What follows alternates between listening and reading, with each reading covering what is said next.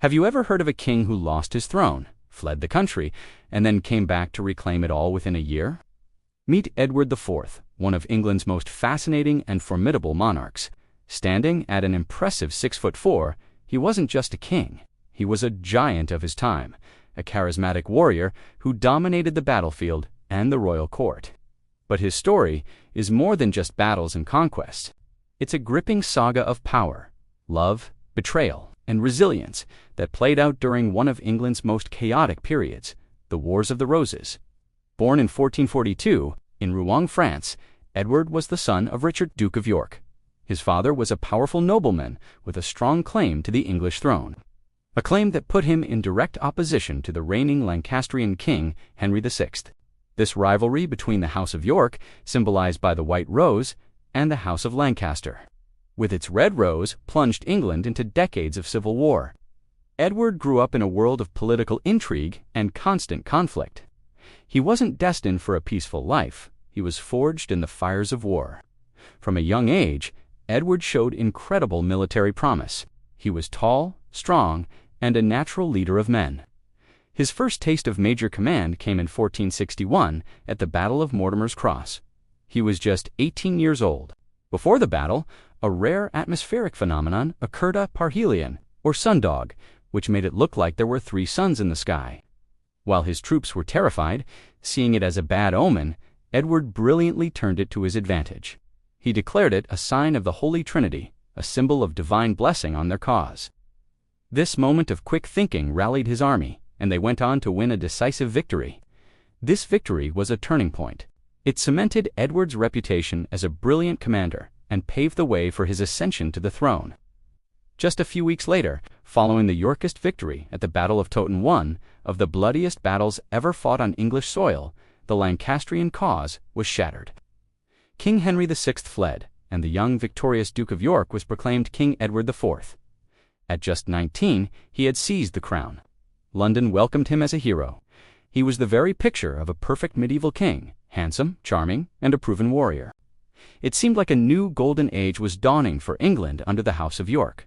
Edward's early reign was focused on consolidating his power. He was generous to his friends and ruthless to his enemies. He relied heavily on the counsel of his powerful cousin, Richard Neville, the Earl of Warwick, who became known as the Kingmaker for his role in putting Edward on the throne. For a while, the partnership worked. Warwick was the master politician, and Edward was the popular king. Together, they seemed unstoppable. But a storm was brewing, and it came from a very unexpected place: the king's own heart. In 1464, while Warwick was busy in France negotiating a royal marriage for Edward to a French princess, the king dropped a bombshell. He announced that he had secretly married a commoner, a beautiful widow named Elizabeth Woodville. This was scandalous. Kings were supposed to marry for political alliance, not for love. Elizabeth was not only a Lancastrian by birth, but she also had a large and ambitious family. The court was stunned, but no one was more furious than Warwick the Kingmaker. He felt publicly humiliated and undermined. His carefully laid diplomatic plans were in ruins, and he saw the upstart Woodville family replacing him in the king's favor. The rift between Edward and Warwick grew wider and wider. Warwick, feeling his power slipping away, decided to do the unthinkable. He switched sides. He made an alliance with his old enemy, Margaret of Anjou, the formidable wife of the deposed Henry VI. In 1470, Warwick launched a surprise invasion of England. Edward, caught completely off guard and facing betrayal from within his own ranks, was forced to flee the country with his brother, Richard, Duke of Gloucester. He left behind his pregnant wife and his kingdom. In a stunning reversal of fortune, Henry VI was restored to the throne, and Warwick was once again the power behind it. Edward was in exile, his reign seemingly over, but Edward IV was not a man to give up. He spent his exile in Burgundy, securing funds and ships from his brother-in-law, Charles the Bold. In March 1471, less than a year after he fled, Edward landed back in England with a small but determined force. It was an audacious gamble. He marched across the country, gathering support as he went. His charisma and military reputation were still powerful weapons. The final showdown came at the Battle of Barnet. In a thick fog, the armies of York and Lancaster clashed. In the confusion, Lancastrian troops mistakenly attacked their own men, turning the tide of the battle. Warwick, the kingmaker, was killed as he tried to flee, but there was one last battle to fight. Margaret of Anjou had landed in England with her son, Prince Edward, the Lancastrian heir. Their forces met Edward's army at Tewkesbury. The result was another crushing Yorkist victory. The Lancastrian prince was killed in the battle, and Margaret of Anjou was captured. With the death of the heir and the subsequent death of Henry VI in the Tower of London shortly after, the direct Lancastrian line was extinguished. Edward's throne was secure. He had lost everything and won it all back through sheer force of will and military genius.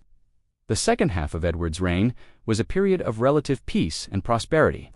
With his enemies defeated, he could finally focus on governing. He was a savvy businessman and restored royal finances, which had been depleted by years of war. He encouraged trade, reformed the government's administration, and invested in a magnificent court that projected an image of power and stability.